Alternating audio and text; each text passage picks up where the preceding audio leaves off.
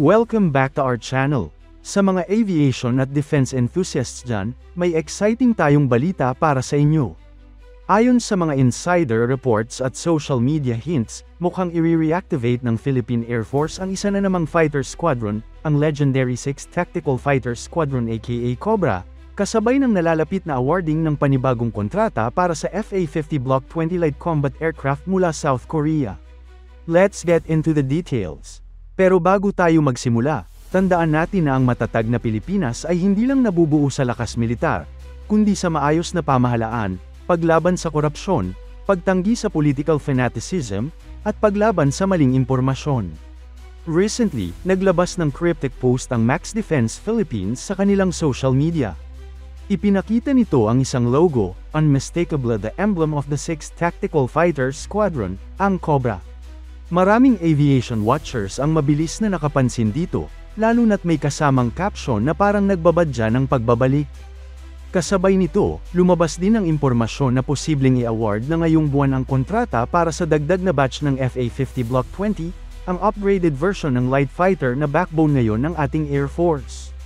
Bago natin pag-usapan ng bagong FA-50s, balikan muna natin ang kasaysayan ng 6th Tactical Fighter Squadron, ang mga Cobra ng Philippine Air Force. Itinatag ang squadron na ito noong Cold War era, at naging bahagi sila ng Air Defense Command ng PAF. Sa loob ng maraming taon, they operated with various fighter aircraft, tulad ng F-5A Freedom Fighters. Ang Cobra Squadron ay kilala sa kanilang combat readiness, tactical excellence, at legacy ng air defense operations. Isa sila sa mga elite units ng PAF noon, at tila babalik sila sa spotlight sa modernong panahon. Simula nang dumating ang unang batch ng FA-50PH mula South Korea under a 2014 deal, naging workhorse na ito ng ating Air Force. Fast, reliable, multi-role, ginagamit ito sa training, air patrols, at actual combat missions, gaya ng Marawi siege support at counterinsurgency operations. Ngayon, Block 20 na ang pag-uusapan. Mas advanced ito compared sa Block 10 na gamit natin ngayon. According to reports, ang Block 20 version ay may AESA radar active electronically scanned array radar na kayang mag-track ng multiple targets. BVR capability beyond visual range missiles tulad ng M120 AMRAAM. Improved avionics, mas modernong sensors, targeting systems at secure communications. Air-to-air refueling, mas mahaba ang endurance sa missions. Expanded weapon compatibility, pwede sa smart munitions like JDAMs, Python 5, at precision-guided bombs. At kung tutuusin, ang FA-50 Block 20 ay hindi na basta-bastang trainer jet lang. Isa na itong force multiplier na kayang sumalo ng critical missions habang wala pa ang mas mabigat na multi-role fighters tulad ng F-16 o Gripen. In fact, some Southeast Asian air forces are now treating upgraded light fighters as frontline defense aircraft dahil mas mura itong i-operate, madaling i-maintain, at mabilis i-deploy. Kung iisipin, strategic ang pagpili ng FA-50. Bukod sa proven track record nito sa Philippine setting, mayroon na tayong robust experience pagdating sa logistics, maintenance support, at pilot transition. Hindi na kailangang magsimula from scratch, malaking bagay ito pagdating sa readiness. May reports pa nga na ang Block 20 version ay future-ready rin, posibleng ma-integrate pa with newer technologies tulad ng helmet-mounted displays, HMDs, para sa better situational awareness, electronic warfare pods, at mas advanced na data links gaya ng Link 16. Ang ganitong kakayahan ay nagbibigay ng better interoperability with allied forces, lalo na kung may combined operations with the US, Australia, or even Japan.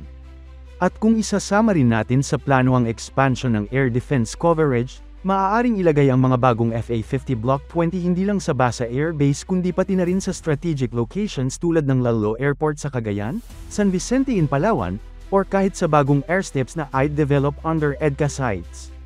Imagine the deterrence power ng multiple squadrons ng FA-50 na nakadeploy sa iba't ibang bahagi ng bansa, fast response, flexible, and mission capable. Ito ang pinakamodernong bersyon ng FA-50, making it closer to a full-fledged multi-role fighter. So, bakit kailangan ng reactivation ng 6th Tactical Fighter Squadron? Simple. Kung may darating na 12-18 new FA-50 Block 20, kailangan ng bagong squadron na maghahandle sa kanila. Currently, the 5th Fighter Wing in Basa Air Base operates the existing FA-50s under the 7th Tactical Fighter Squadron Bulldogs.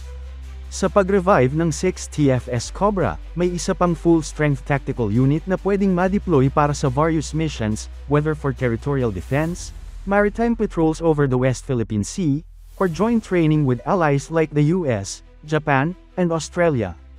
Ang timing din ng move na to ay very strategic. Sa gitna ng patuloy na tensyon sa West Philippine Sea, kailangan ng Pilipinas ng credible air deterrent.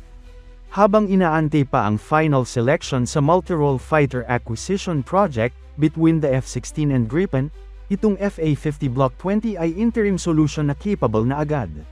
Mabilis itong ma-integrate dahil existing na ang training, logistics, at infrastructure. At kung totoo ang balita na first deliveries can happen within 2 to 3 years after contract signing, then this move is a major win for air defense. Ang tanong ngayon, kailan ang formal announcement? According to sources, posibleng ngayong buwan ma-award na officially ang contract for the FA-50 Block 20. Kung ganoon, expect an official revival of the 6th Tactical Fighter Squadron, complete with ceremony and maybe even a new batch of Cobra pilots undergoing conversion training. Bantayan din natin kung may collaboration pa ito with Korea Aerospace Industries, KAI, and kung may potential na itong maging joint production or assembly under self-reliant defense posture ng Pilipinas. Isa pa sa mga exciting na posibilidad ay kung magkakaroon ng localized maintenance o upgrade facility para sa FA-50s dito mismo sa Pilipinas. Kung mangyari ito, hindi lang mas mapapabilis ang servicing ng mga aircraft, kundi malaking tulong din ito sa ating local aerospace industry. Imagine ninyo, Filipino technicians and engineers working side by side with Korean experts. Isang malaking hakbang ito para sa Self-Reliant Defense Posture o SRDP ng bansa. At kung magtutuloy-tuloy ito, baka pati future upgrades ng FA-50 fleet natin ay dito na mismo gagawin. That means more jobs, more expertise, at mas malakas na depensa para sa Pilipinas. So to recap, Max Defense hinted the Cobra Squadron's return. FA-50 Block 20 deal is almost ready. The PAF is preparing to expand its tactical air power. 6 TFS Cobra will rise again, modernized, upgraded, and ready to strike. Kung gusto nyo ng more updates tungkol sa Philippine military modernization at geopolitical developments, don't forget to like, share, and subscribe.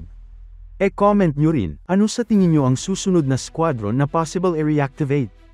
At dapat ba natin dagdagan pa lalo ang FA-50s habang naghihintay ng multi-role fighter jets? Hanggang sa muli, this is your PH Malaya, bringing you real-time updates on defense, security, and sovereignty. Mabuhay ang hukbong himpapawid ng Pilipinas!